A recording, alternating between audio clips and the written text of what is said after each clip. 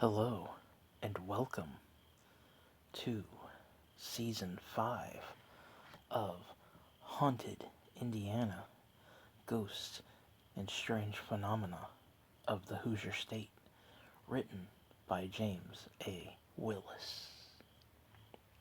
I'm glad you can join me for another exciting season. For this year, we go to Fort Wayne in eastern Indiana. Fort Wayne is the second largest city in Indiana. It is also home to one of the largest genealogy collections in the United States, currently housed at the Allen County Public Library. The legendary Johnny Appleseed is buried in Fort Wayne, too.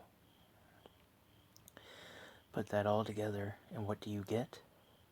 A wonderful blend of history and folklore, which is a perfect way to describe the ghost stories associated not only with Fort Wayne, but the entire eastern section of Indiana, too.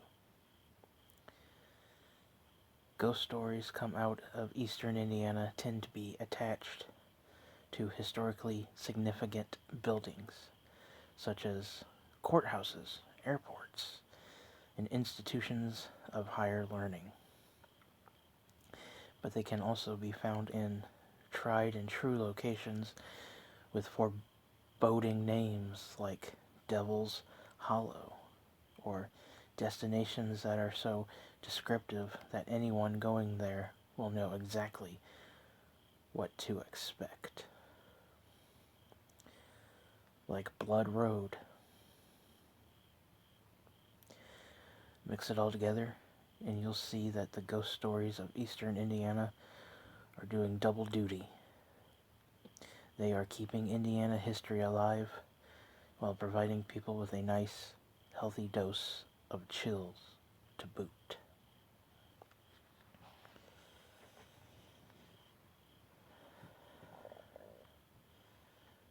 For tonight's tale, Down in Devil's Hollow. For more than 60 years, generation after generation of teenagers have been making their pilgrimage out Old Auburn Road towards the DeKalb County line to enter an area known as Devil's Hollow. No, they aren't looking to meet the man in red with the flaming pitchfork.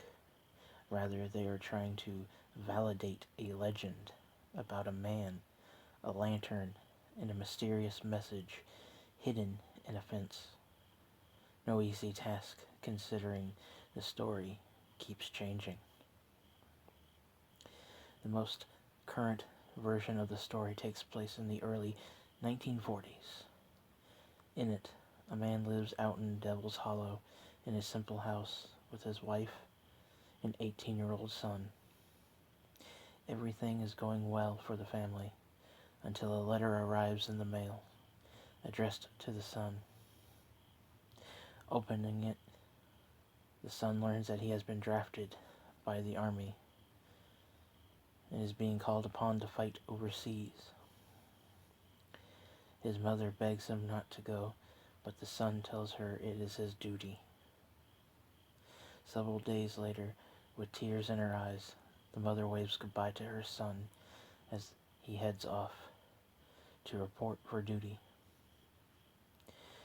As a symbol of her love, the mother promises her son that she will light a lantern and place it in the window every night until he returns.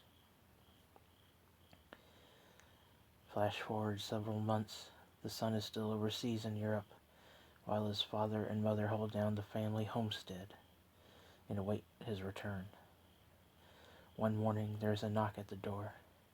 Opening it, the parents see two men dressed in a formal military attire. They know instantly that this cannot be good, and they are correct. Their only son has been killed in battle. Grief-stricken, the mother loses the will to do anything that is, except to faithfully place a lit lantern in the window every night.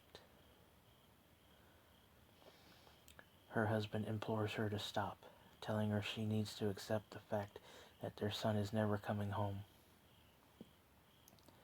Night after night, like clockwork. However, the mother lights the lantern in the window.